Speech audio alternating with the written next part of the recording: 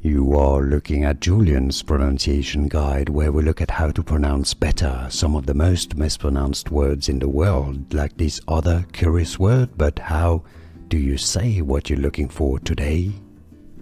We are looking at how to pronounce this name, and we'll be looking at how to say more confusing names, including of Arabic origin that too many people mispronounce, so stay tuned to the channel to learn more.